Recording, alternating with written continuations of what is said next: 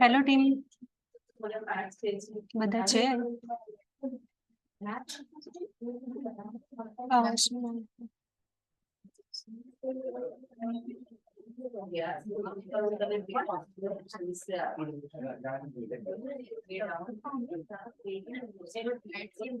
અવાજ આવે છે પૂરી? ઓકે.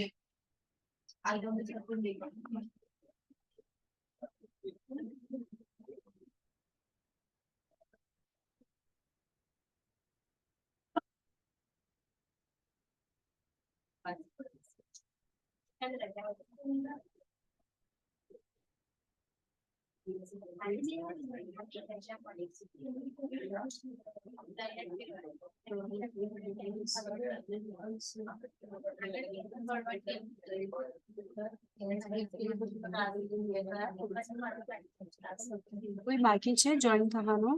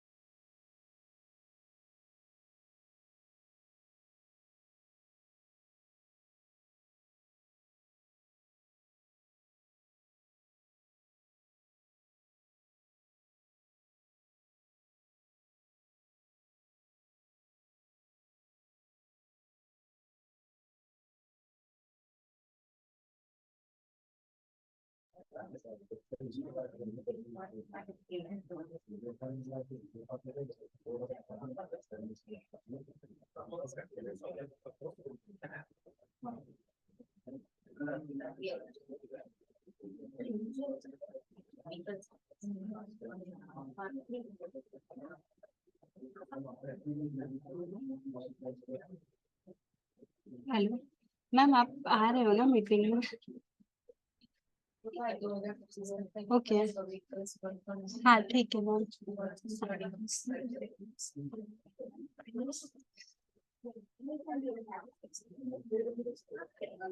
पूर्वी का मैं सेंड कर रही हूँ तुमको।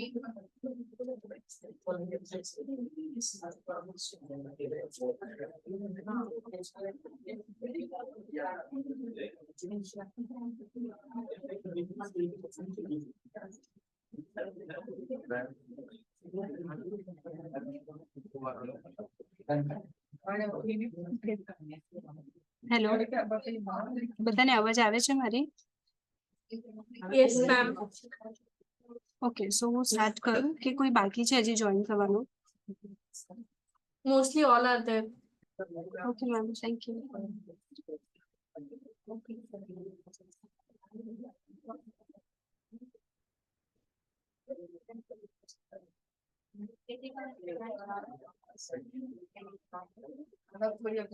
ओके, मैंने स्क्रीन शेयर किया है, आप लोगों को सबको विजिबल है ना? Yes, ma'am. ठीक है, तो न्यूजीलैंड प्रोसीजर हम लोग स्टार्ट करते हैं कि जब बेसिकली इंक्वायरी आपके पास आती है तो आपको क्या गाइड करना है और क्या आपको पॉइंट्स ध्यान में रखना है। Okay, so first of all जैसे कि यहाँ पे आप bachelor degree, master degree, post graduate diploma और डिप्लोमा प्रोग्राम के लिए स्टूडेंट यहाँ पे जा सकते हैं, राइट। इफ अगर बैचलर डिग्री के लिए स्टूडेंट जा रहे हैं तो यहाँ पे एकेडमिक परसेंटेज दिया है। अगर यूनिवर्सिटी है और अगर आपको बैचलर डिग्री के लिए जाना है तो 75% यूनिवर्सिटी की रिक्वायरमेंट होती है, एंड फिर वो डिफर करता है प्रोग्राम टू प्रोग्राम। ओके, और अगर आप कॉलेजेस में अप्लाई कर रहे हो तो 60% रिक्वायरमेंट रहेगी आपकी एकेडमिक की। एंड मास्टर डिग्री के लिए हम जब अप्लाई करते हैं तो यूनिवर्सिटी की 60% से लेके टोटल 8 ही यूनिवर्सिटी है पूरे न्यूजीलैंड में, वो पता है आप सबको?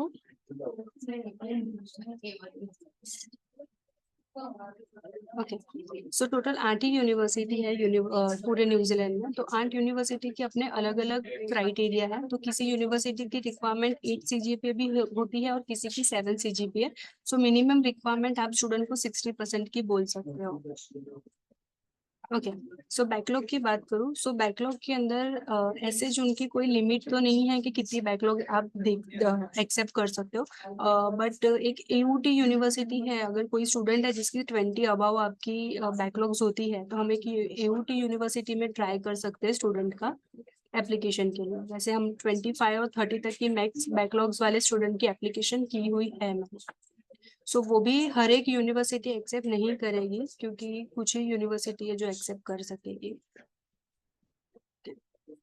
और स्टूडेंट का एज का क्राइटेरिया न्यूजीलैंड में ऐसे कुछ नहीं है, 45 ईयर तक टीन स्टूडेंट जो है वहाँ पे जाते हैं। बट द थिंग इज कि यहाँ पे आपको गैप जस्टिफिकेशन प्रॉपर प्रोवाइड करना है।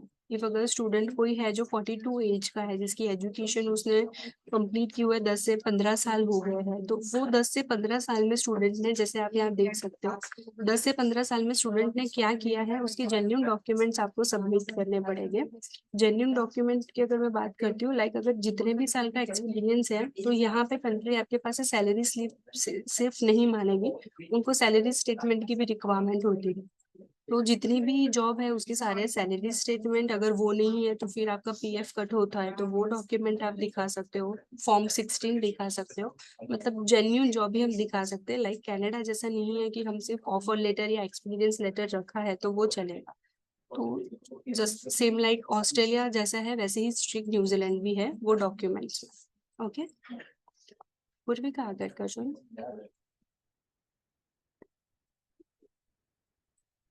ओके, तो ओके, अब इंग्लिश की बात करूँ रिक्वायरमेंट की, तो ये लोग आईएलटीएस, पीटी और टॉफल ये तीन ही एग्जाम एक्सेप्ट करते हैं। डुओलिंगो न्यूजीलैंड में एक्सेप्ट नहीं करते हैं।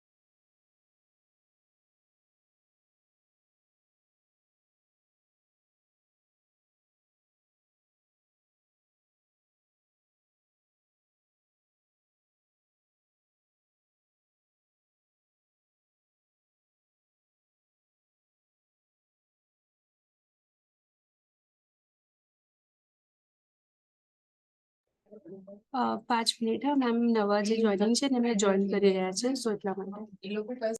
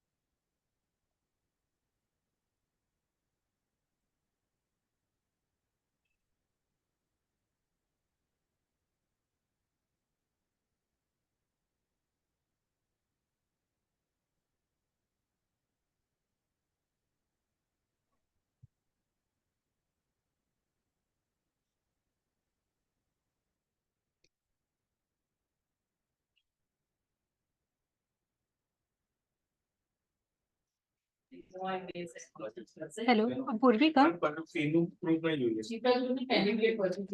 हाँ मैम, 27th है। स्टार्ट करूँ? Okay ma'am. पूर्विका। हेलो।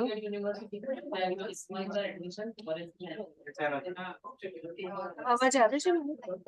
हाँ हाँ शीतल बोलिए, मैं पूर्विका को पास कर देती हूँ। अच्छा, अरे वो मैंने ना PDF भेजी है, वो ओपन करना है, स्क्रीन शेयर करना है ना, इसलिए। PDF भेजिए मैम। ओके।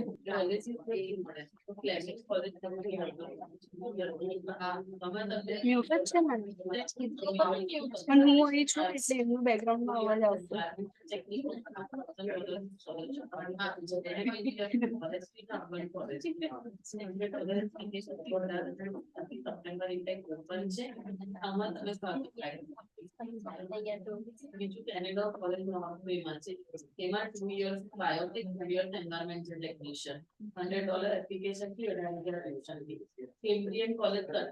Okay. નહીં, ફર્સ્ટ રહેવા દો ને, પછી સ્ટાર્ટિંગ થી કીધું મેમે start. Okay, thank you. Okay, so already मैं ये पहला वाला पेज मैंने समझा दिया, बट अभी जो आप वापस से नए ज्वाइन हुए हैं तो उनके लिए मैं बता देती हूँ.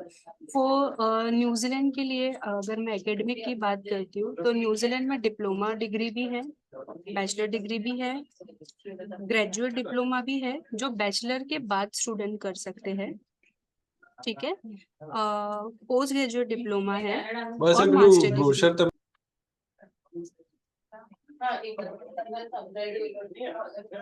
दर्शन कसो कहता है.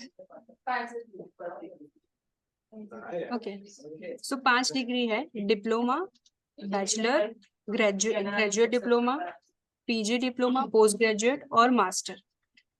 सो न्यूजीलैंड में जो स्टडी है वो लेवल वाइज है. ये डिप्लोमा जो प्रोग्राम है, तो यहाँ पे ऐसा नहीं है कि बैचलर के बाद वाले जो स्टूडेंट है वो डिप्लोमा कर सकते हैं फर्स्ट थिंग. ओके, सो बैचलर डिग्री के बाद स्टूडेंट या तो वहाँ पे PG कर सकते हैं या तो स्टूडेंट वहाँ पे मास्टर डिग्री कर सकते हैं. ठीक है. सो न्यूजीलैंड की बहुत ही स्पेसिफिक रिक्वायरमेंट है. Sheetal ma'am, there is a disturbance from the iPhone, the one who has joined. Ma'am just a second. Someone is joined from iPhone.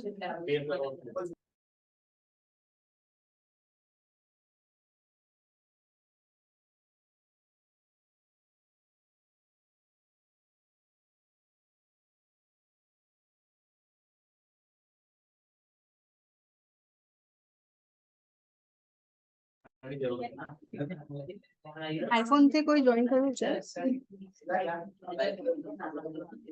Ma'am अब है क्लियर आवाज? Yes ma'am. ओके, सो इससे पहले जो मैंने डिग्री लेवल्स आपको समझाए वो क्लियर था ना, या मैं वापस से रिपीट करूं? It's clear. इट्स क्लियर ना? ओके. तो परसेंटेज की रिक्वायरमेंट है यहाँ पे क्लियरली कि इफ अगर आप यूनिवर्सिटी में जा रहे हो फॉर बैचलर डिग्री के लिए तो 75% मिनिमम रिक्वायरमेंट रहेगी. इफ अगर आप कॉलेजेस में जा रहे हो फॉर बैचलर डिग्री के लिए तो 60% से माइट भी 70% रिक्वायरमेंट भी हो सकती है. सो जो लोग हैं जो मुझे 43%, 49% वाली जो प्रोफाइल सेंड करते हैं, सो उस प्रोफाइल के लिए मैं आपको ऐसा कहना चाहूंगी कि बहुत सिलेक्टिव कुछ ही 3-4 कॉलेजेस है गिनी चुनी जो वो इतने परसेंटेज एक्सेप्ट करती है. उसके अलावा की सारे कॉलेजेस और यूनिवर्सिटी की स्पेसिफिक रिक्वायरमेंट यहाँ पे है. इफ अगर मैं मास्टर डिग्री की बात करूँ तो मास्टर डिग्री के लिए भी सेम इजी थे. पूरे न्यूजीलैंड में अगर आपको पता है कि नहीं, पूरे न्यूजीलैंड में सिर्फ 8 ही यूनिवर्सिटी है. तो यहाँ पे आपको बहुत ज्यादा कॉलेजेस या बहुत ज्यादा यूनिवर्सिटी नहीं है जिससे कि दिक्कत होगी आपको प्रोग्राम्स और उसके लिए. 8 ही यूनिवर्सिटी है और 8 ही यूनिवर्सिटी की स्पेसिफिक रिक्वायरमेंट है. अगर आप यूनिवर्सिटी में वो PG और मास्टर के लिए जा रहे हो तो दे रिक्वायर्ड 60% और 70% प्लस की रिक्वायरमेंट रहेगी. और कॉलेजेस में मास्टर डिग्री के कुछ कुछ. अर्चना मैम म्यूट कीजिए ना आप. या और कॉलेजेस में कुछ कॉलेजेस है जो मास्टर डिग्री भी हमको प्रोग्राम प्रमोट करती है, तो उसमें 50% और 55% पे हम लोग कर सकते हैं. ओके, सो गैप बैकलॉग्स की बात करूँ तो बैकलॉग्स के लिए बहुत सिलेक्टिव प्रोफाइल ही लीजिएगा, जिसकी अगर 35 या 20 अबाव की बैकलॉग है, तो एक दो ही यूनिवर्सिटी है, जैसे कि एयूटी यूनिवर्सिटी है, ऑकलैंड यूनिवर्सिटी ऑफ टेक्नोलॉजी, जो बैकलॉग एक्सेप्ट करती है, बट वो भी ट्रायल बेसिस रहेगा। मैं श्योर नहीं बोलती हूँ कि कर ही लेगी, प्रोफाइल टू प्रोफाइल डिपेंड करेगा। ओके, गैप की बात करूँ, सो न्यूजीलैंड में स्टूडेंट 45 तक की एज की स्टूडेंट जो है वो एप्लीकेशन करते हैं। मैच्योर स्टूडेंट को वो लोग ज्यादा एंटरटेन करते हैं, और उसका रीजन ये है कि अगर मतलब जो रेडी प्रोफाइल जाती है, वर्क एक्सपीरियंस होता है, तो उसको अपॉर्चुनिटी वहाँ पे उतनी ही ज्यादा मिलती है। अगर कोई स्टूडेंट है आपके पास 40-42 एज का, जिसकी स्टडी गैप है, स्टडी के बाद 15 to 20 ईयर का गैप है, जिसमें अगर उन्होंने जॉब की है, उनके पास जेन्युइन डॉक्यूमेंट है, तो वो केस हम ले सकते हैं। अब न्यूजीलैंड में बहुत अपोजिट है, हम कनाडा जैसा कोई भी सिर्फ ऑफर लेटर या एक्सपीरियंस लेटर के बेस पे फाइल नहीं रख सकते। अगर आपके पास 10 साल का एक्सपीरियंस है, तो उनको 10 साल की आपकी सैलरी स्टेटमेंट चाहिए होगी। सो वो कोई भी सेटिंग वाले डॉक्यूमेंट के साथ हम यहाँ पे फाइल नहीं कर सकते। हम थोड़ा ओके, आईएल्स, पीटी, टॉफल, ये 3 एग्जाम ये लोग एक्सेप्ट करते हैं। होम बेस्ड टेस्ट कोई भी एग्जाम वो लोग एक्सेप्ट नहीं करेंगे। डिओलिंगो एक्सेप्ट नहीं करते हैं यहाँ पे। अब यहाँ पे ना आपको लेवल वाइज रहा होगा कि level 5 diploma, level 6 advance diploma. तो जैसे मैंने आपको बताया कि यहाँ पे डिप्लोमा से लेके पीएचडी तक का प्रोसेस है। तो अगर कोई स्टूडेंट आपका 12th पास आउट स्टूडेंट है, ठीक है, सो प्रिफर करो न्यूजीलैंड में स्टूडेंट भेजने के लिए सिर्फ बैचलर, पोस्ट ग्रेजुएट डिप्लोमा और मास्टर डिग्री, ये तीन ही स्टूडेंट को प्रिफर करो, क्योंकि यहाँ पे ये प्रोसेस है कि अगर ग्रीन लिस्ट है, अब मैं आपको लास्ट में ग्रीन लिस्ट शेयर करूंगी कि ग्रीन लिस्ट क्या है। तो according to immigration, New Zealand immigration rules, अगर आपके प्रोग्राम ग्रीन लिस्ट में आते हैं तो ही आपको वर्क वीजा मिलता है। मैम आपका अगर आप वॉइस काफी स्लो आ रहा है। हेलो, अब आ रहा है? मैं बहुत ज्यादा ही जोर से ही बोल रही हूँ। Hello, I think ma'am background noise भी थोड़ा ज्यादा है, इसकी वजह से ऐसा लग रहा है। वो मैं कर सकती हूँ।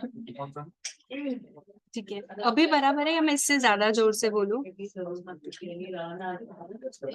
हाँ ठीक है, सो यहाँ पे जो आपको लेवल 5 डिप्लोमा दिख रहा है और लेवल 6 एडवांस डिप्लोमा जो दिख रहा है ना, ये दो प्रोग्राम पे अगर स्टूडेंट जाते हैं तो मेक श्योर इनको वर्क वीजा नहीं मिलेगा आफ्टर स्टडी, तो वो आप मत प्रमोट कीजिएगा please. Okay, so level 7 bachelor degree 3 साल की होती है, उस पे बाय डिफॉल्ट उनको 3 साल का पीएसडब्ल्यू मिलता है, तो आप बैचलर डिग्री दे सकते हो, पोस्ट ग्रेजुएट डिप्लोमा आप दे सकते हो, और मास्टर डिग्री दे सकते हो लेवल 9। ओके, आईएल्स की रिक्वायरमेंट है, अगर आप स्टूडेंट को बैचलर दे रहे हो तो ओवरऑल 6 नॉट लेस देन 5.5, ठीक है, एक मॉड्यूल में 5 है तो चलेगा कि नहीं, तो नहीं चलेगा। और अगर पीटी दे रहे तो ओवरऑल 56 नॉट लेस देन 43 का टारगेट रखना। ओके, और पोस्ट ग्रेजुएट डिप्लोमा और मास्टर की रिक्वायरमेंट ऑलमोस्ट सेम है, उनको 6.5 ओवरऑल नॉट लेस देन 6 की रिक्वायरमेंट रहेगी, और पीटी का ओवरऑल 58 नॉट लेस देन 53 का स्कोर है। अब ये क्वेश्चन आपके यहाँ पे रहेगा कि अगर किसी स्टूडेंट का 6.5 है बट एक ही मॉड्यूल में 5.5 है, तो क्या हम एप्लीकेशन कर सकते हैं? तो यहाँ पे नीचे आप दिखोगे कि पाथवे प्रोग्राम है। ओके, इफ अगर एक स्टूडेंट का एक मॉड्यूल में भी 5.5 है, तो ये लोग आपको पाथवे प्रोग्राम देंगे, जो 6 मंथ का हो सकता है या 4 मंथ का हो सकता है। तो स्पेसिफिक रिक्वायरमेंट वाले केस आप लोगे तो वो ज्यादा इजी रहेगा, क्योंकि पाथवे प्रोग्राम में एसएस न्यूजीलैंड काफी एक्सपेंसिव है, तो उसका बजट और भी बढ़ जाता है। किसी को पाथवे प्रोग्राम के लिए डिटेल में और जानना है? नहीं मैम, आई थिंक 3 लाख उसका कॉस्ट हो जाता है, तो ज्यादा स्टूडेंट्स तो प्रेफर ऐसे भी नहीं करेंगे। नहीं करेंगे, या ओके फाइन। अब कोई स्टूडेंट आपके पास 12th पास आउट स्टूडेंट है, अगर उसको अब बैचलर डिग्री, जैसे कि यहाँ पे 3 साल की है, तो अगर 3 साल बैचलर डिग्री के लिए स्टूडेंट न्यूजीलैंड में जाता है ना, तो उसका बजट 60 लाख से लेके 90 लाख तक का पहुंच जाता है। तो कुछ स्टूडेंट है जो जेन्यून है, जिनको जाना है, आप उनको डिप्लोमा दे सकते हो, बट डिप्लोमा तो बैचलर पाथवे प्रोग्राम आपको देना रहेगा। तो 2 साल का डिप्लोमा और 1 साल बैचलर उनको वहां पे जाके करना रहेगा, तब जाके उनको 1 साल का पोस्ट वर्क वीजा जो है वो मिलता है। ओके, तो वो बहुत रेयर केस टू केस में आप वो दीजिएगा।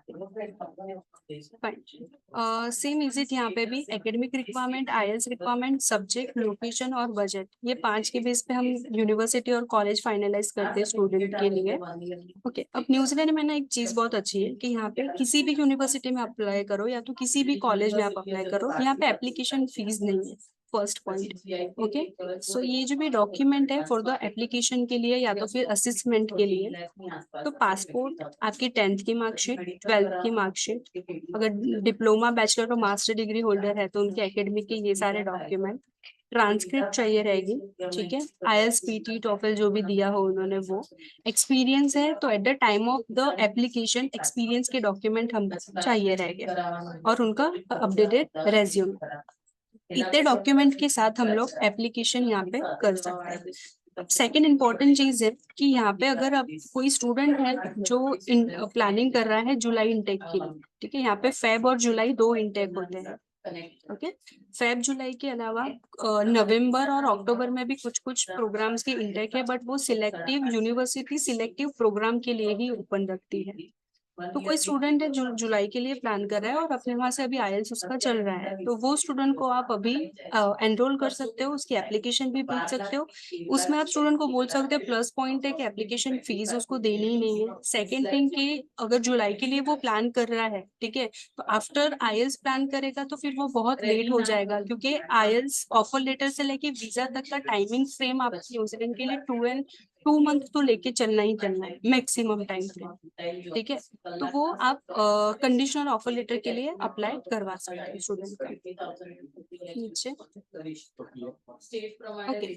अब स्टेप 5 रहेगा, ऑफर लेटर जो है यहाँ पे 2 to 6 वीक्स में आ जाता है। समटाइम किसी यूनिवर्सिटी कॉलेज का विद इन अ वीक में भी ऑफर लेटर आ जाता है। अब न्यूजीलैंड के अंदर जो प्रोसेस है वो आफ्टर ऑफर लेटर मेन स्टार्ट होता है, ठीक है। प्लस पॉइंट ये है कि न्यूजीलैंड में ट्यूशन फी आपको बिफोर वीजा पे नहीं करनी है। सेकेंड थिंग, लिविंग कॉस्ट भी आपको आफ्टर वीजा ही पे करना है। दैट मीन्स यहाँ पे स्टूडेंट का फंड रिस्क अमाउंट बहुत ही कम रहता है। अगर मैं बात करूँ तो मैक्सिमम 30,000 स्टूडेंट का रिस्क अमाउंट रहता है न्यूजीलैंड के लिए, ठीक है, क्योंकि ट्यूशन फी आपको अप्रूवल आता है तो ही पे करना है, लिविंग कॉस्ट है अप्रूवल आता है आपको तभी पे करना है। सो आफ्टर ऑफर लेटर आपका जो प्रोसेस रहता है, स्टूडेंट को करवाना है मेडिकल। अभी मेडिकल में सेम हम जो केडी अपोलो में करवाते हैं वही करवाना है, बट द थिंग इज कि यहाँ पे सिर्फ आपको चेस्ट एक्सरे करवाना है, जिसका 2000 चार्ज रहेगा। ओके, मेडिकल स्टूडेंट ने करवाया, उसके बाद उनको पीसीसी करवाना है, ठीक है। अभी ये जो प्रोसेस है ना, वो पासपोर्ट सेवा केंद्र की जो हमारी वेबसाइट है जिसपे से हम लोग पासपोर्ट के लिए अप्लाई करते हैं, उसपे से होता है। इसका चार्जेस 500 रुपए रहता है, ठीक है। अगर स्टूडेंट खुद करता है तो वेल एंड गुड है, वरना हम भी खुद यहाँ से उनको करके दे सकते हैं। तो सेकेंड स्टेप ये रहेगा। आफ्टर दैट ट्यूशन पे का यहाँ पे 2 ऑप्शन दिया हुआ है। अगर किसी स्टूडेंट को बिफोर वीजा पे ट्यूशन फी पे करनी है तो उसकी मर्जी वो कर सकता है, but 99% student after visa he tuition fee पे करते हैं न्यूजीलैंड में। ओके ओके, सो ये कुछ डॉक्यूमेंट है जो वीजा फाइल के लिए चाहिए रहते हैं। जब स्टूडेंट का मेडिकल, पीसीसी, ऑफर लेटर आ जाता है और स्टूडेंट के फंड के डॉक्यूमेंट रेडी हो जाते हैं, तब हम वीजा फाइल रख सकते हैं। वीजा फाइल के लिए जो डॉक्यूमेंट की रिक्वायरमेंट है उसमें उनका पासपोर्ट है, एकेडमिक के डॉक्यूमेंट है, फंड के डॉक्यूमेंट, मेडिकल, पीसीसी, एसओपी और रेज्यूमे। इसके अलावा की एक पूरी चेकलिस्ट है इन डिटेल में हमको क्या डॉक्यूमेंट चाहिए, वो सब भी मैं आपके साथ ऐसा होगा तो शेयर कर दूंगी एक बार। 430 उनकी वीजा फीस है, इंडियन करेंसी में 22 से 23 हजार के करीब इसकी वीजा की फीस रहती है। ओके, सो वीजा टाइमिंग क्या है आफ्टर सबमिटिंग फाइल, ये जो 63 है अभी 53 वर्किंग डेज हो गया है। सो मैक्सिमम 53 वर्किंग डेज में आपका वीजा आता है, ये मैक्सिमम टाइम फ्रेम है। अदरवाइज विद इन 15 डेज और विद इन अ मंथ में वीजा आ जाता है, ठीक है। Second third important thing in New Zealand कि यहाँ पे स्टूडेंट को कोई बायोमेट्रिक के लिए नहीं जाना है या कोई फिजिकल इंटरव्यू जॉब के लिए नहीं जाना है, या स्टूडेंट का जो पासपोर्ट है वो भी उसको वेरिफिकेशन के लिए VFS या कहीं पे भी भिजवाने की जरूरत नहीं होगी। बट जैसे हमने वीजा फाइल रखी, उसके बाद 80% चांसेस होते हैं कि स्टूडेंट को इमिग्रेशन से टेलीफोनिक इंटरव्यू आता है। उसकी प्रिपरेशन हम लोग यहाँ से हमारी जो इंटरव्यू टीम है उसके थ्रू करवा देंगे। बट ये आपको हर स्टूडेंट को बहुत क्लियरली बोलना है कि यहाँ पे इंटरव्यू कॉल आता है, और वो भी डायरेक्टली न्यूजीलैंड इमिग्रेशन कॉल करती है। तो समटाइम स्टूडेंट को एक लैंग्वेज अंडरस्टैंडिंग में भी थोड़ा प्रॉब्लम होता है, तो उसकी प्रिपरेशन हमको उनको पहले से ही करवा देनी है। ओके। स्टेप 10, वीजा फाइल हमने यहाँ पे सबमिट कर दी। अब वीजा फाइल के लिए स्टूडेंट को वेट करना है AIP के लिए। अब आफ्टर वीजा फाइल दो होगा, या तो उसका अप्रूवल आता है या तो रिजेक्शन आता है। ठीक है, अप्रूवल मतलब AIP है, अप्रूवल इन प्रिंसिपल लेटर। अब AIP लेटर में स्टूडेंट को कंडीशन मेंशन होती है कि आपका वीजा अप्रूव हो गया है।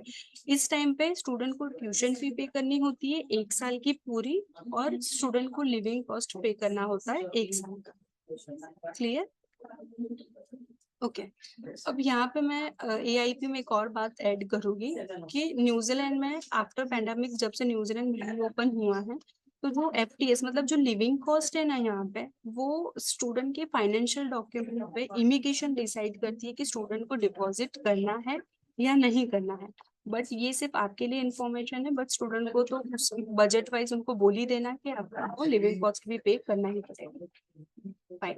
सो यहाँ पे 11 स्टेप ई वीजा है। स्टूडेंट ने जब उसकी ट्यूशन फीस डिपॉजिट कर दी, उनका लिविंग कॉस्ट डिपॉजिट कर दिया, फंड के डॉक्यूमेंट हमने इमिग्रेशन पोर्टल पर लॉगिन कर दिए, फिर इमिग्रेशन आपको ई वीजा ग्रांट करती है। ई वीजा है 2019 के बाद से ऑस्ट्रेलिया और न्यूजीलैंड दोनों ही कंट्री में ई वीजा चलता है, मतलब आपके पासपोर्ट में कोई भी स्टैंपिंग नहीं लगता है। ठीक है। फंड की बात करूँ तो फंडिंग की मैं अगर ट्यूशन फी की बात करूँ, ये जो 120 पॉइंट लिखा है ना, मतलब कि 1 साल का प्रोग्राम होता है। अगर जहाँ पे आपको 180 पॉइंट दिखता है तो वो 1.5 साल का या 2 साल का प्रोग्राम होता है। ओके। सो अगर यूनिवर्सिटी में स्टूडेंट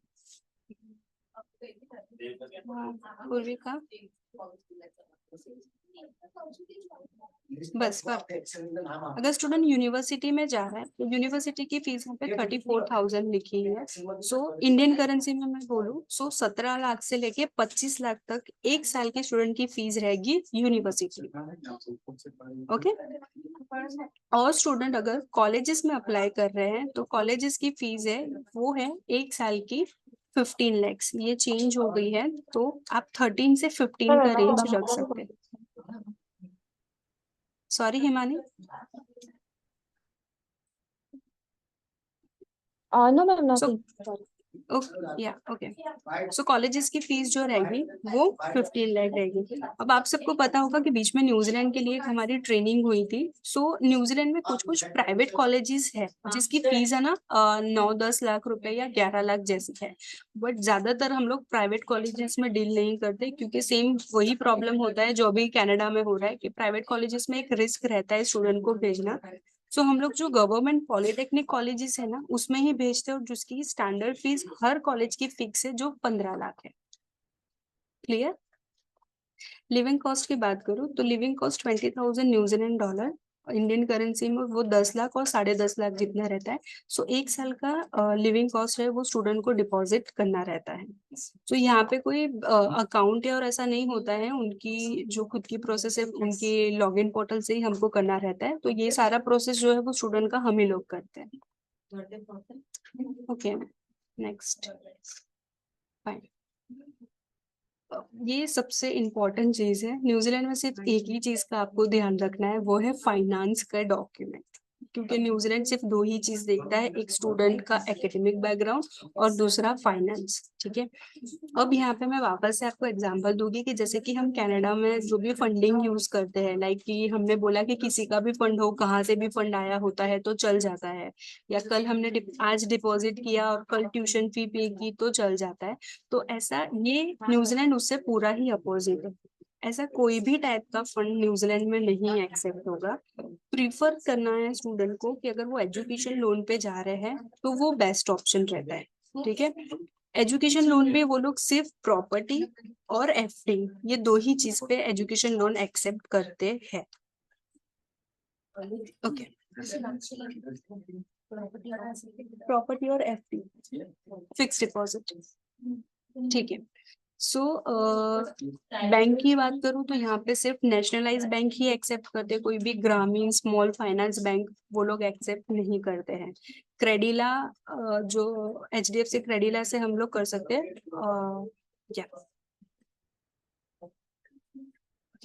सेविंग अकाउंट की बात करो, अगर कोई स्टूडेंट अगर जो बोल रहा है कि मेरे पास ऑलरेडी 6 मंथ ओल्ड और 1 ईयर ओल्ड फंड है, सेविंग अकाउंट में है, लिक्विड फंड, ठीक है, बट फिर भी उनको क्लियर बोलना है कि अगर सेविंग अकाउंट में स्टूडेंट के लिक्विड फंड जेन्यून है, जेन्यून इन द सेंस कि न्यूजीलैंड जो है ना 50,000 आपकी जो भी एंट्री होती है ना सेविंग अकाउंट में, उसका भी प्रूफ मांगता है कि ये फंड आपके पास कहाँ से आया है। तो मेक श्योर वो जेन्यून फंड है, आप ही का फंड है, आप उसका फंड का सोर्स दे सकते हो, तो ही आप सेविंग अकाउंट में 6 मंथ ओल्ड फंड बता। ओके, फिक्स डिपॉजिट आप दिखा सकते हो, वो भी 6 मंथ ओल्ड चाहिए। LIC पॉलिसी है, उसकी सरेंडर वैल्यू ये लोग एक्सेप्ट करते हैं, बट फर्स्ट ईयर के लिए नहीं करेंगे, वो लोग सेकेंड और थर्ड ईयर के लिए LIC की सरेंडर वैल्यू एक्सेप्ट करेंगे, जो आपको विड्रॉ करने की रिक्वायरमेंट नहीं है। ओके, सॉरी, अभी 6 महीने फंड हो तो उसमें भी सोर्स ऑफ फंड चाहिए। यस, आपके पास 1 साल पुराना फंड है ना, फिर भी इमिग्रेशन आपके पास से सोर्स मांगेगा कि ये फंड आपके पास कहाँ से आया है। तो जो जेन्यून फंड है, हम उसी में स्टूडेंट की फाइल एक्सेप्ट करेंगे, ठीक है। इसके अलावा PF एक्सेप्ट करते हैं, PPF एक्सेप्ट करते हैं, ठीक है। ये 2 फंड है जिसको विड्रॉ करने की रिक्वायरमेंट नहीं है, हम विड्रॉवल सर्टिफिकेट के बेसिस पे भी फाइल कर सकते हैं। ओके, अब समझो कि एक ही मिनट, अब सपोज कोई स्टूडेंट बैचलर डिग्री के लिए जा रहा है, 3 साल का प्रोग्राम है, ठीक है, तो स्टूडेंट के पास 6 मंथ और 1 ईयर ओल्ड फंड जेन्यून है, जो हमने फर्स्ट ईयर के लिए एक्सेप्ट कर लिया। तो सेकेंड और जो थर्ड ईयर है ना, उसके लिए जो फंड है ना, वो 6 मंथ ओल्ड नहीं होगा तो चलेगा, ठीक है, बट कंडीशन वही है कि फंड जेन्यून होना चाहिए, ठीक है। स्टूडेंट अपने मामा मामी, मतलब फर्स्ट ब्लड रिलेटिव में जो काका काकी, मामा मामी, मासा मासी, फोई फूफा आते हैं, उनके पास से अपने अकाउंट में ट्रांसफर करवा सकता है, बट जो भी जिस भी पर्सन के अकाउंट से ट्रांसफर करवाए, हमको उनके भी सर्टिफिकेट और बैलेंस सर्टिफिकेट चाहिए, स्टेटमेंट, और जिस अकाउंट में करवाया है उसका भी चाहिए, तो वो एक्सेप्ट हम करेंगे सेकेंड और थर्ड ईयर के। म्यूचुअल फंड, अब म्यूचुअल फंड है या आपको शो करना है, तो वो आपको विड्रॉ करके आपके सेविंग अकाउंट में लेना रहेगा, तभी वो फंड एक्सेप्ट करेंगे। अब गोल्ड वैल्यूएशन, हाँ मैम, ये सेकंड और थर्ड ईयर का जो फंड है वो कंपलसरी है या फिर हमें सेफ्टी के लिए दिखाना है? ओके, सो यहाँ पे एक और बात, थैंक यू, मैं ये ऐड करूंगी कि न्यूजीलैंड इज द कंट्री जहाँ पे आप बिफोर वीजा ट्यूशन फी और GIC नहीं पे करते हो, जो भी टोटल अमाउंट है वो आप आफ्टर वीजा पे करते हो, ठीक है। तो कंट्री की कंडीशन है कि चाहे आपका प्रोग्राम 1 साल का हो, 2 साल का हो या 3 साल का हो, आपको तीनों साल का फंड दिखाना रहेगा ऑन पेपर। यहाँ पे, हाँ, यहाँ पे ऑप्शनल नहीं है कि सेकेंड ईयर का आपके पास नहीं है तो मत दिखाओ। हेलो सर, सेंट मैरी तो फ्री है। सर कया पेमेंट ની વાત કરો છો? કયા સ્ટુડન્ટ માટે? निकुल, आप म्यूट कीजिए ना प्लीज। સર કેસી માં તો બતાવે છે। ઓકે, એટલે मतलब મેમ તમે હોસ્ટ છો ને, તમે કરી દો, એમનું ધ્યાન નહીં હોય। એટલે સેન્ટ હું મેરી માં નથી તો બતાવે। host. ओके, सो न्यूजीलैंड में ऑप्शनल नहीं कि ऑप्शनल नहीं है कि सेकेंड और थर्ड ईयर का फंड नहीं दिखाओगे तो भी चलेगा, ठीक है। सो इसीलिए काफी लोग मुझे न्यूजीलैंड की इंक्वायरी देते हैं, बट स्टूडेंट को बहुत एक्सपेंसिव लगता है, क्योंकि अगर मास्टर डिग्री स्टूडेंट का है तो फिर उसका 40-45 तक बजट चलता है। अगर स्टूडेंट बैचलर डिग्री के लिए जा रहा है तो उसका 60-70, और यूनिवर्सिटी में जा रहा है तो 1 CR के ऊपर तो फंड दिखाना ही पड़ता है, ठीक है। तो फंड एक है यहाँ पे कि वो मैंडेटरी आपको शो तो करना ही पड़ेगा, और वो भी जेन्युइन फंड चाहिए। ठीक है। स्पॉन्सर की बात अगर मैं करूं तो न्यूजीलैंड में एक ही पर्सन आपको स्पॉन्सर कर सकता है।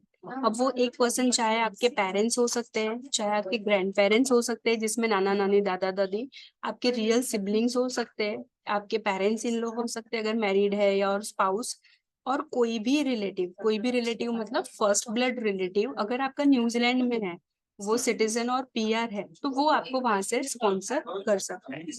अब ये क्वेश्चन मार्क सबके माइंड में होगा कि इतना ज्यादा फंड है 50-60 लैक्स, तो एक जन के अकाउंट में हम कैसे दिखा सकते हैं, ठीक है। तो सपोज के फादर के अकाउंट में फंड है, और दूसरा जो भी फंड है, कुछ फंड वो ग्रैंड पेरेंट्स और मदर के अकाउंट में है, तो आपको वो ट्रांसफर करके फादर के अकाउंट में रखना है, और उसके आपको डॉक्यूमेंट्स दे देने हैं, जिसको हम ट्रेल डॉक्यूमेंट कहते हैं, ठीक है। वो डॉक्यूमेंट के बेस पे आपको सारा पैसा इकट्ठा एक ही अकाउंट में करना है, और किसी एक ही पर्सन का, स्टूडेंट और स्टूडेंट के अलावा एक अकाउंट आप दिखा सकते हैं in short. Okay okay. Student जो है वहाँ पे 20 hours per week during study job कर सकते हैं। मिनिमम वेज रेट स्टूडेंट को मिलता है 22.07, ठीक है। अब कुछ मेरे स्टूडेंट है न्यूजीलैंड में जो उनके रिलेवेंट फील्ड पार्ट टाइम में भी अगर जॉब कर रहे हैं ना, तो पर आवर वेज उनको $29 to $30 भी मिलता है, ऑकलैंड जैसी सिटी में भी, ठीक है। सो वेज रेट मिनिमम तो ये मिलेगा ही मिलेगा। वेकेशन में स्टूडेंट फुल टाइम जॉब कर सकते हैं। ईयरली इनकम उनका इतना होता है कि बेसिक फीस वो उनका वहां पे निकाल सकते हैं, $25,000 New Zealand dollar. Okay, stay back option की बात करूं कि स्टडी के बाद पीआर की पॉलिसी क्या है, ठीक है। सो पीआर के लिए मैं अगर बात करूं, जैसे मैंने आपको बताया कि डिप्लोमा और उसके प्रोग्राम के लिए स्टूडेंट जाते हैं, उनको वर्क वीजा नहीं मिलता। अगर स्टूडेंट यहाँ पे है कि अगर स्टूडेंट ग्रीन लिस्ट में है, उनका प्रोग्राम ग्रीन लिस्ट में है, तो वो स्टूडेंट एलिजिबल है वर्क वीजा के लिए। अदरवाइज आप डिप्लोमा प्रोग्राम किसी भी स्टूडेंट को मत दीजिएगा, ठीक है। लेवल 7 में बैचलर डिग्री है,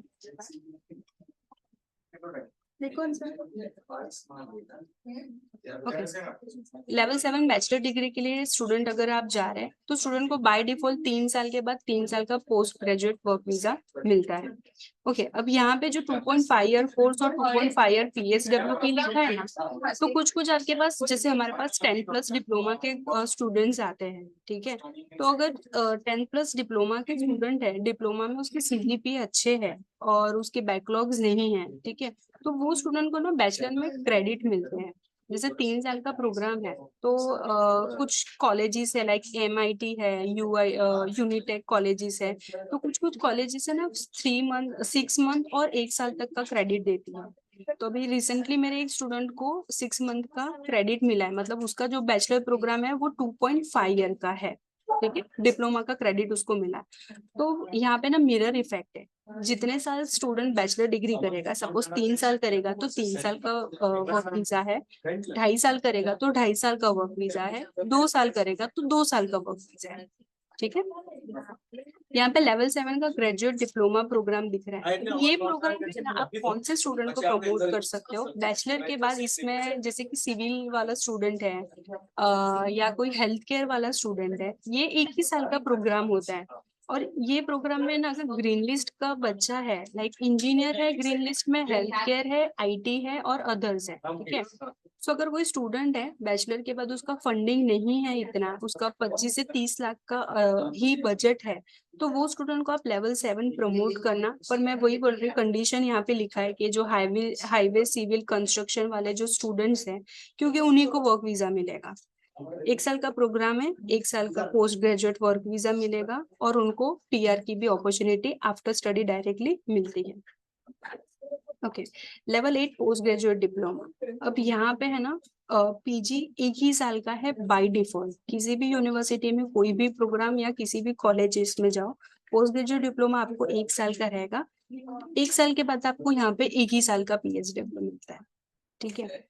सो ये आप वो स्टूडेंट को प्रमोट कर सकते हो जिसका मास्टर के लिए बजट नहीं है, बट मास्टर लेवल स्टडी करना है, तो आप PG उनको दीजिए, और स्टूडेंट को आप वैसे कन्विंस कीजिए कि यहाँ पे ना 1 साल के बाद वर्क वीजा एक्सटेंड होता है, ठीक है। और वो जो एक्सटेंड होता है ना, वो डायरेक्ट 5 साल का वीजा मिलता है स्टूडेंट को। ओके। सो इन शॉर्ट उतने साल में स्टूडेंट का PR भी हो जाता है, वर्क वीजा भी मिलता है। तो जो स्टूडेंट का 35 और 40 जितना बजट है, 30 या 35 lakhs का, आप वो स्टूडेंट को पोस्ट ग्रेजुएट आराम से प्रमोट कीजिए। उनको बोलो कि 1 साल का ही वर्क वीजा मिलता है, बट 1 साल के बाद श्योरली उनका वीजा जो है वो एक्सटेंड हो ही जाता है।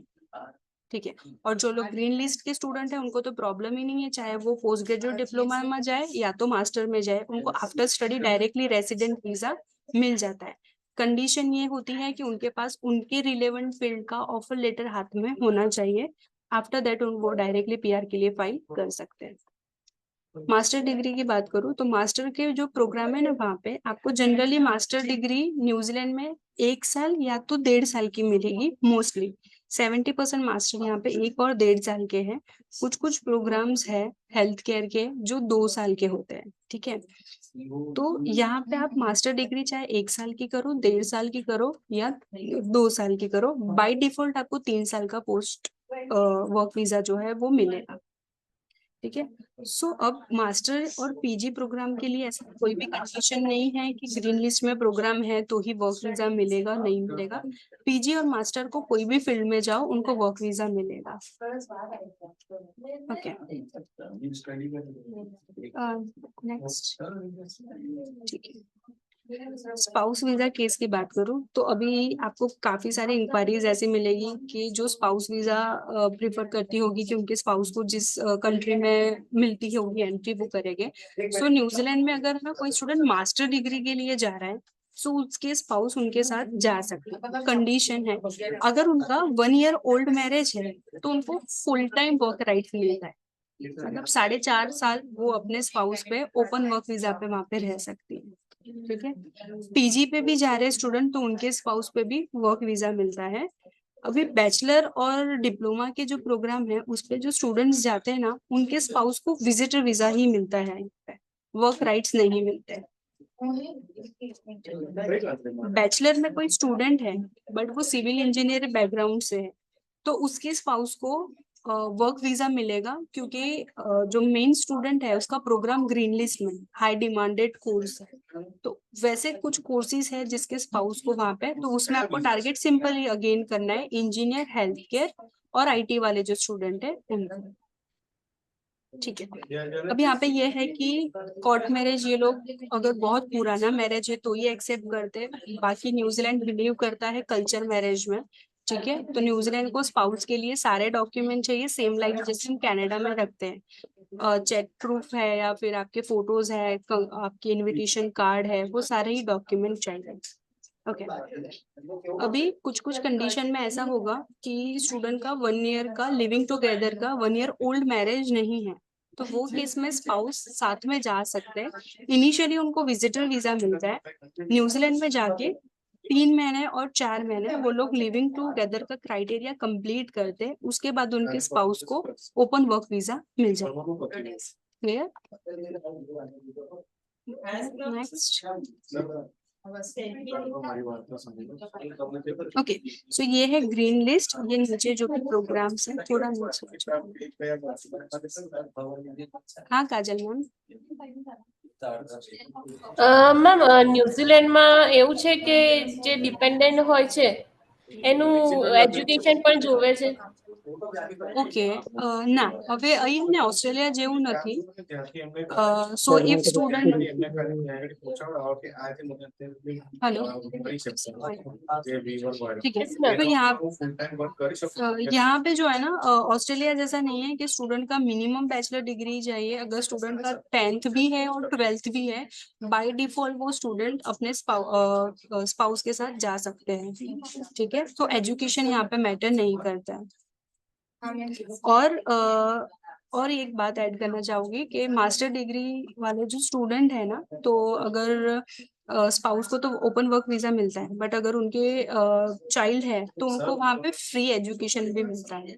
17 ईयर के अंडर में जो स्टूडेंट आएगा उनका चाइल्ड तो उनको फ्री एजुकेशन वहाँ पे रहेगा।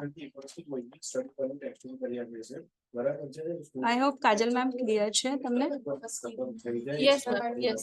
ओके, सो ये ग्रीन लिस्ट के प्रोग्राम्स है। ग्रीन लिस्ट की जो मैं स्टार्टिंग से अभी तक बात की है कि ग्रीन लिस्ट के स्टूडेंट को काफी बेनिफिट्स है न्यूजीलैंड में। सो ये जो हेल्थ के प्रोग्राम्स आपको दिख रहे हैं, इंजीनियर्स के प्रोग्राम दिख रहे हैं, कंप्यूटर आईटी के प्रोग्राम और अदर में डेयरी फार्मिंग और अर्ली चाइल्डहुड है। ठीक है, अब इसमें से इंजीनियर्स में से मैकेनिकल इंजीनियर को डायरेक्टली जो पीआर है उसका बेनिफिट नहीं मिल रहा है फर्स्ट ऑफ ऑल। और आईटी में आईटी के मोस्ट ऑफ दी जो प्रोग्राम्स है, क्योंकि ग्रीन लिस्ट ना एवरी 6 मंथ और एवरी 8 मंथ चेंज होती रहती है, तो आप किसी भी आईटी स्टूडेंट को मत कमिटमेंट करना कि उनको स्टडी के बाद डायरेक्टली रेसिडेंट वीजा मिल जाएगा।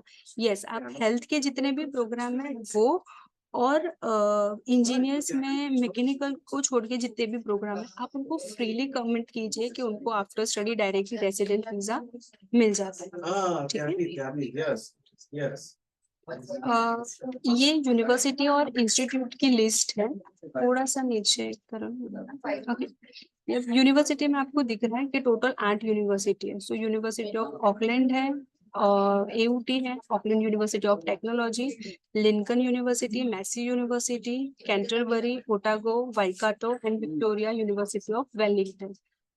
टोटल 8 ही यूनिवर्सिटी है। और इसके अलावा जो प्राइवेट कॉलेज है जिसमें हम लोग मेनली, ये मेन कॉलेजेस है जिसकी लिस्ट आपको दिख रही है 12 और बाजू में जो प्राइवेट कॉलेजेस है 17। इसके अलावा टोटल न्यूजीलैंड में 150 plus private colleges, government polytechnics और ITPs है। Okay,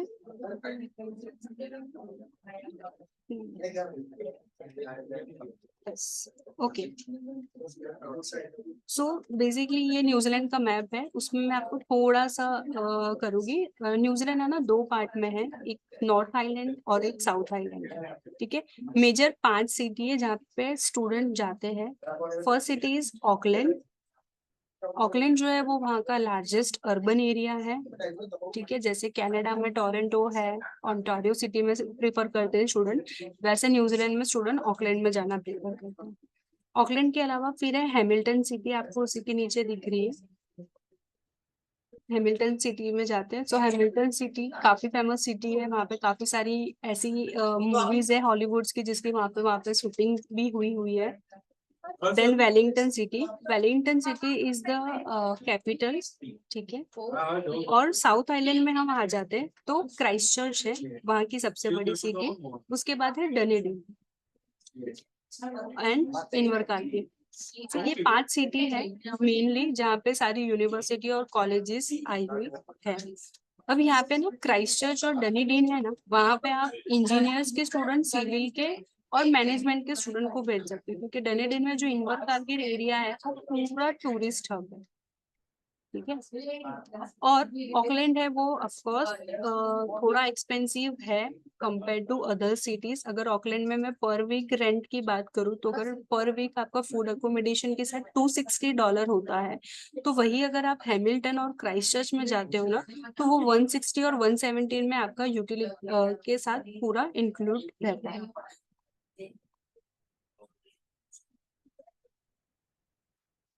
okay, Priyanka ma'am screen.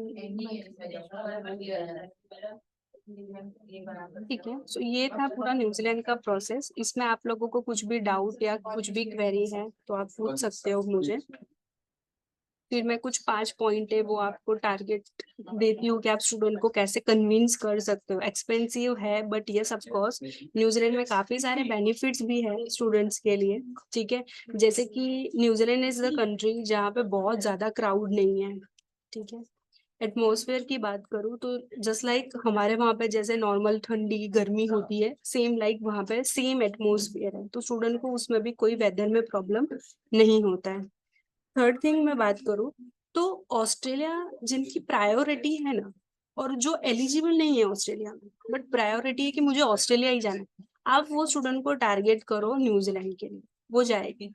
ठीक है, उसका बेनिफिट है कि ऑस्ट्रेलिया और न्यूजीलैंड दोनों सिस्टर कंट्री है। अगर स्टूडेंट के पास न्यूजीलैंड का सिटीजनशिप और PR मिल जाता है वो इजीली मूव कर सकता है ऑस्ट्रेलिया। ठीक है, कंपेयर टू आपने ये तो देखा कि जहाँ पे ऑस्ट्रेलिया में 7 साल 6 साल लगता है ना पीआर के लिए, वहीं पे न्यूजीलैंड में वही पीआर आपका 4 से मैक्सिमम 3 से 4 साल में हो जाता है स्टूडेंट का। ठीक है, तो आप वो स्टूडेंट को जल्दी टारगेट कर सकते हो। सेकेंड थिंग, यहाँ पे रिजेक्टेड केसेस लेने में कोई प्रॉब्लम नहीं है अनटिल अनलेस अगर वो रीजन स्पेसिफिक नहीं दिया हो।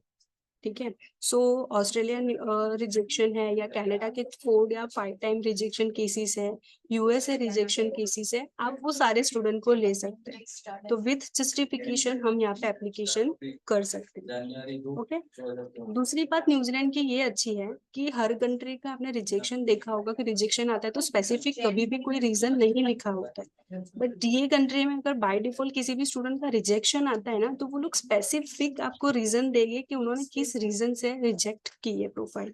इफ फंडिंग की है, फंडिंग का वेरिफिकेशन नहीं है, फंडिंग जेन्युइन नहीं है, कोई डॉक्यूमेंट में प्रॉब्लम है या आपकी कोई वर्क के डॉक्यूमेंट में, वो एग्जिट रीजन आपको ऑफर लेटर और रिजेक्शन लेटर में लिख के देते हैं, जिससे नेक्स्ट टाइम हमको अगर रीफाइल करनी है ना तो हम उसको मॉडिफाई करके कर सकते हैं।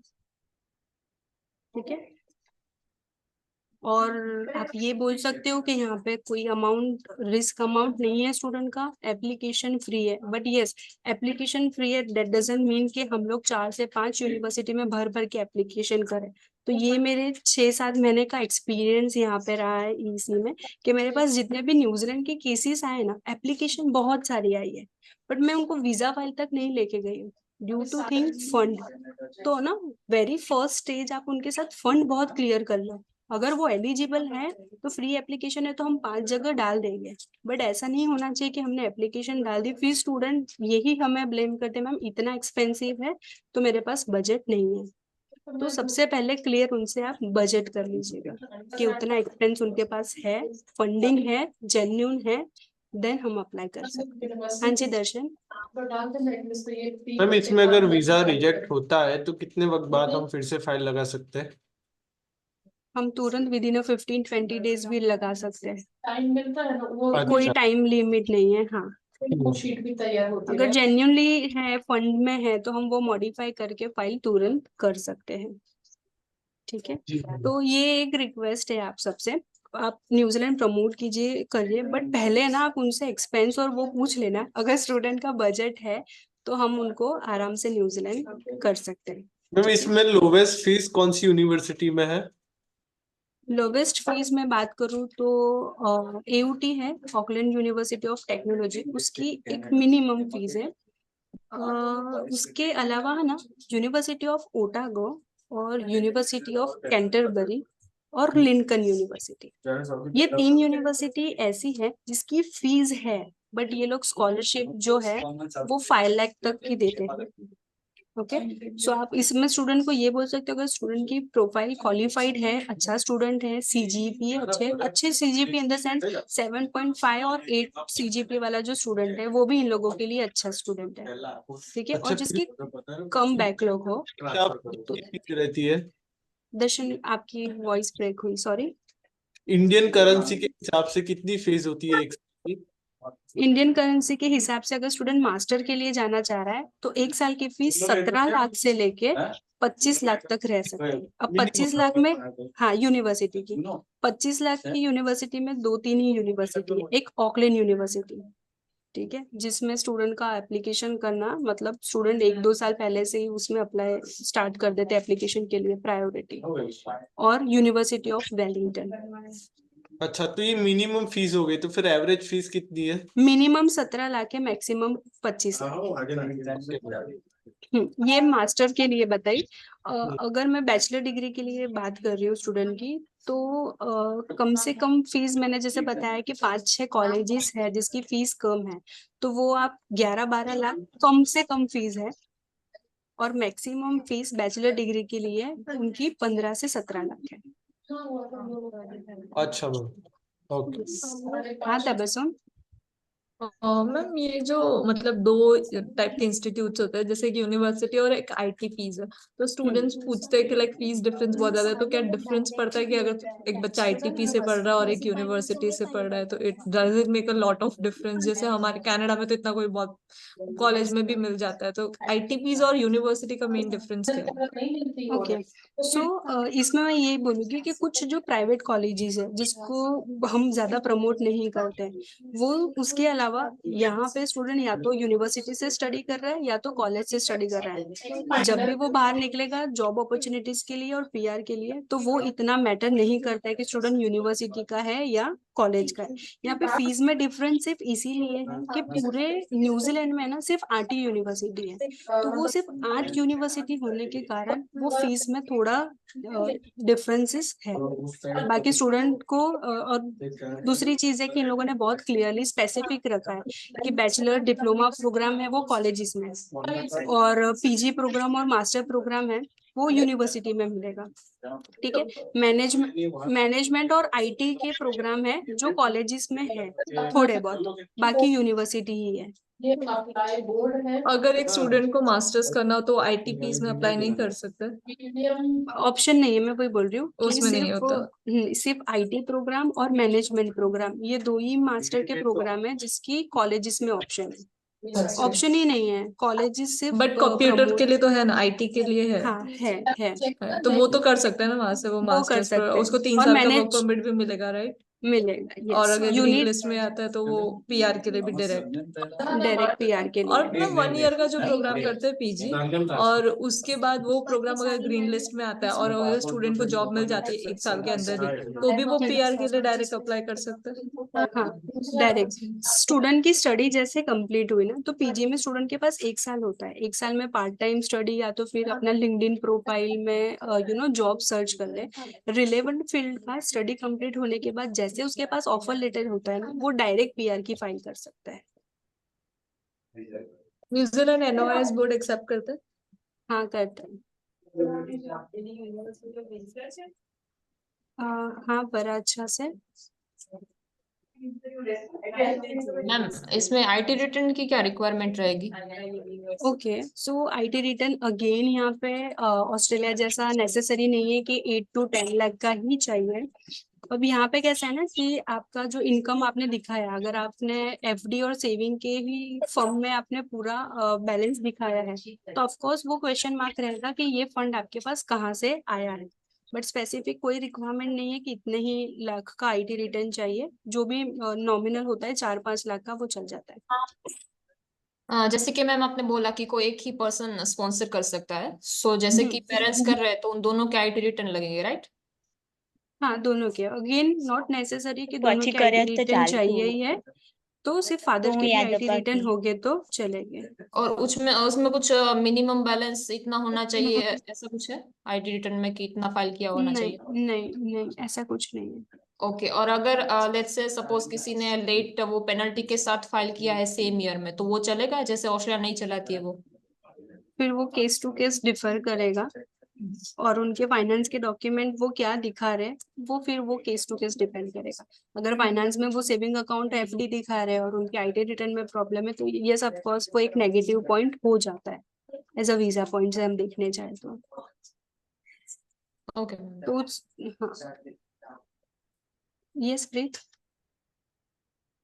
मैम फंड्स के रिगार्डिंग ही क्वेश्चन है कि हमें कितना फंड्स शो करना पड़ेगा? जैसे कि मेरी सालाना फीस अराउंड 10,000 है, तो और मेरा 2 साल का कोर्स है, तो मुझे मतलब पूरा कोर्स का फीस दिखाना पड़ेगा? यस, सपोज कि आप जा रहे हो मास्टर डिग्री के लिए, आपका प्रोग्राम है 1.5 साल, ठीक है। आपकी 1 साल की फीस है वहां पे 17 लाख, और 1 साल का लिविंग कॉस्ट है 10 लाख, ठीक है। तो 27 लाख आपका 1 साल का खर्चा हुआ।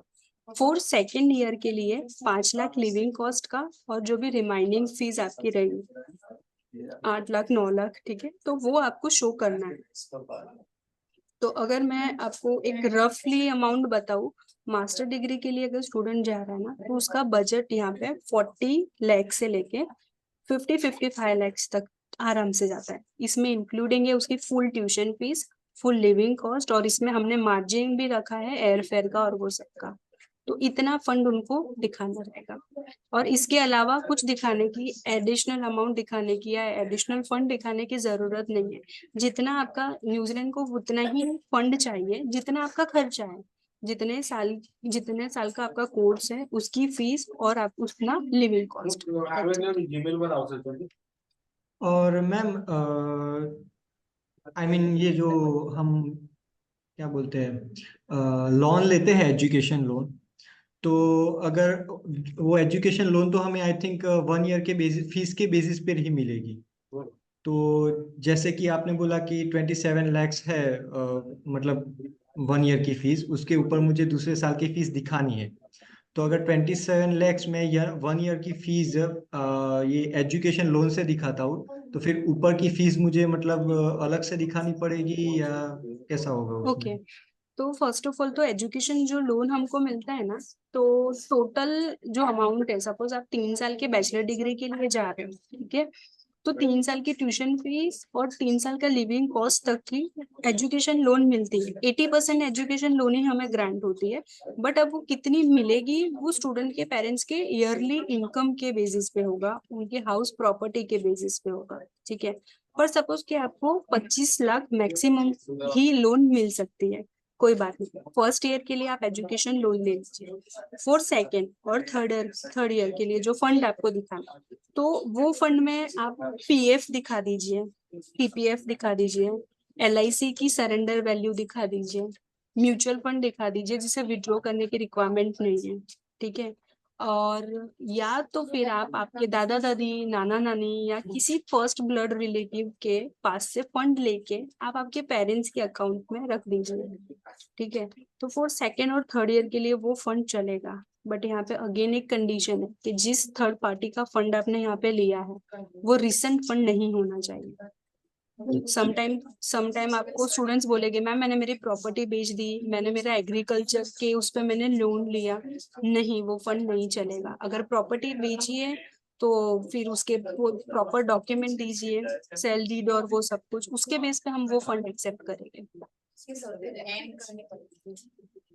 ओके, और सम टाइम पे ना ऐसा होगा कि जो कनाडा रिजेक्टेड केसेस है, क्योंकि ये लोग तो बिफोर वीजा फी पे करते हैं, ठीक है, तो ये फीस जो रिफंड आती है ना अकाउंट में, आप वो फंड को यूटिलाइज कर सकते हो न्यूजीलैंड में, क्योंकि वो जेन्युइन फंड कंसीडर होगा। उसमें सिर्फ आपको टीटी कॉपी रखनी है, ऑफर लेटर रखना है और वो फंड को हाईलाइट करके देना है, तो वो फंड हम यूज कर सकते हैं यहाँ पे, ठीक है।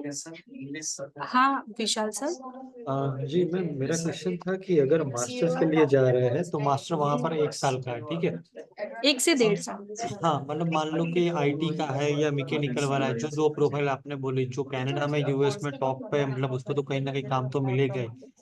और जैसे ड्यूरिंग स्टडी में काम करता हूँ क्योंकि मेरा स्टडी चालू है, अब मान लो जो मेरी एक वर्क परमिट चालू है उसके बाय डिफॉल्ट अगर मेरे को काम नहीं मिलता है तो मुझे वहां पर किस टाइप का काम चाहिए जिसके हिसाब से मैं मेरा आपने मुझे बोला ना वो रेसिडेंस मतलब पीआर के हिसाब से फाइल कर सकता हूँ, है ना। तो वो मतलब वो ब्लू लॉ मतलब लेबर जॉब और किस हिसाब से मतलब आगे पीआर हो सकता है, क्योंकि स्टडी के बेस पे काम करेंगे उसमें तो जो मतलब जो काम करते होगे that is not equal to for PR, correct ma'am.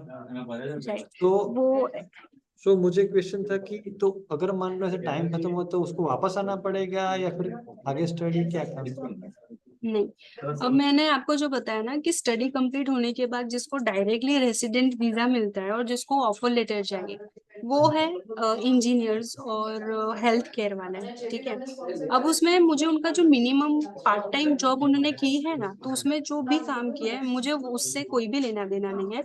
Study complete होने के बाद जब भी कंप्लीट होता है तो उनके पास ऑफर लेटर होना चाहिए। अभी जैसे स्टडी कंप्लीट हो गया तो ऑफकोर्स स्टूडेंट जॉब फाइंड करेगा, उसको बाय डिफॉल्ट मास्टर पे गया है तो 3 साल का पीएसडब्ल्यू तो उसके पास है ही, ठीक है।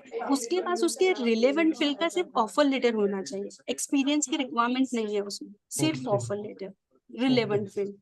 बट मैम ठीक है। आपने बोला ना कि 1 साल का अगर मतलब मास्टर्स है तो जितने साल का स्टडी है उतने साल का वर्क, तो यहाँ पर एक के सामने 3 मिलेगा। नहीं विशाल सर, वो बैचलर में ही सिर्फ होता है। मास्टर में बाय डिफॉल्ट स्टूडेंट अगर 1 साल पढ़ाई कर रहा है, 1.5 साल कर रहा है, 2 साल कर रहा है, बाय डिफॉल्ट 3 साल का पीएसडब्ल्यू मिलेगा सर। सिर्फ वो बैचलर डिग्री होल्डर को है। क्यों? क्योंकि उसमें डिप्लोमा के क्रेडिट्स जो मिलते हैं ना स्टूडेंट्स को, तो समटाइम्स स्टूडेंट को 2 साल का बैचलर डिग्री भी मिलता है। जैसे मेरे स्टूडेंट काफी सारे हैं जिनको MIT में मैंने अप्लाई किया है, तो क्रेडिट अच्छा CGPA है तो उसको क्रेडिट मिला है 1 साल का। ठीक है। यहाँ पे चांदखेड़ा से अगर कोई हो तो वो चांदखेड़े का ही स्टूडेंट है। ओके, सो वो स्टूडेंट को बैचलर में है मिरर इफेक्ट। 2 साल है तो 2 साल, 2.5 साल है तो 2.5 साल, 3 साल है तो 3 साल। पर 4 साल का विद ऑनर्स डिग्री है तो 3 ही साल मिलेगा। हाँ, 4 साल नहीं मिलेगा। हाँ भरा अच्छा से। हाँ कर। मैम, ये जो एजुकेशन लोन की बात हुई तो उसमें अनसिक्योर लोन चलती है? 7.5 लाख तक की ही चलती है। अच्छा ठीक है। और अगर हाँ। स्पाउस के केस में हम कैसे अप्लाई करेंगे? फॉर एग्जांपल स्टूडेंट मैरिड है तो उसके साथ ही लगेगी स्पाउस की फाइल या फिर नहीं, अलग से? आफ्टर स्टूडेंट वीजा स्टूडेंट की फाइल रख दी, स्टूडेंट का वीजा आया, उसके बाद ही स्टूडेंट कर सकते। अब यहाँ पे ना कुछ स्टूडेंट आपको बोले कि मुझे साथ में ही जाना है, तो वो स्टूडेंट को आप ऐसे बोलो कि आप प्रायोरिटी बेस्ड एप्लीकेशन करो तो पॉसिबिलिटीज है। या तो फिर ज्यादा तो नहीं बट 2 से 3 महीने का आप दोनों के ट्रैवलिंग में गैप रहेगा। अभी प्रायोरिटी एप्लीकेशन क्या है, जैसे कि अभी अपकमिंग इंटेक है जुलाई, ठीक है, तो जुलाई के लिए अगर उनको साथ में ट्रैवल करना है ना तो उनको नवंबर से उनका प्रोसेस स्टार्ट कर देना पड़ेगा, तब जाके वो दोनों साथ में जा सकते हैं। ठीक है। तो अगर अलग से स्पाउस जाता है तो उसका फंडिंग वगैरह सब कुछ कैसे रहेगा? सो फंडिंग में उनको 5 लाख जितना ही फंड दिखाना रहता है। ठीक है, लिविंग कॉस्ट और ऐसे कुछ शो करने की रिक्वायरमेंट नहीं। 5 लाख का फंड उनके अकाउंट में दिखा दिया, फीस पे कर दी, उसके बेस पे हम कर सकते हैं एप्लीकेशन। वो कुछ पूरा ना होना चाहिए ऐसा कुछ स्पाउस के लिए? उसमें ना LIC FD भी चलता है, बट वही वही बात आ जाती है कि जहाँ भी सेविंग अकाउंट की बात आएगी तो वो 3 month to 6 month old fund होना चाहिए, चाहे वो स्टूडेंट का हो या स्पाउस का हो, फंड जेन्युइन होना चाहिए। ठीक है मैम, थैंक यू। मैम मेरा क्वेश्चन है, एम्बेसी का जो इंटरव्यू जो भी कंडक्ट करते हैं उसका टाइम पीरियड क्या रहता है मैम?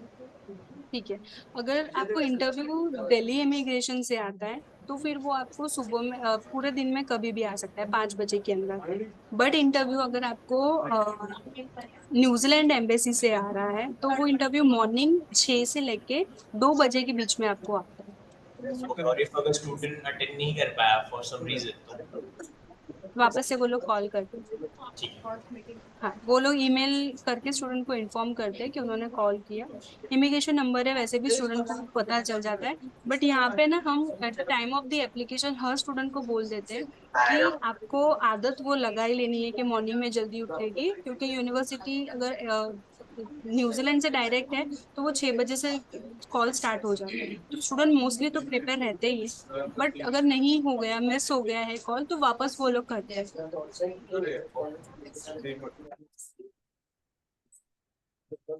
ओके, किसी और को कोई query?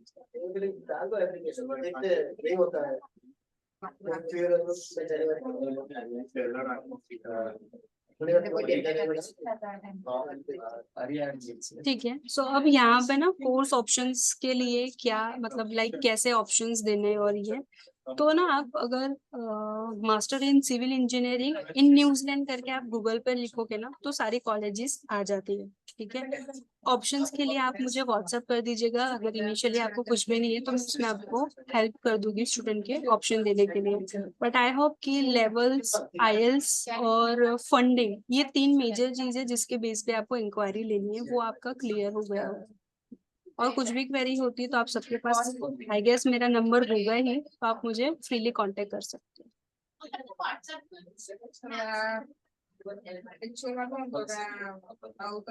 Okay, thank you so much guys. Thank you Sheetal.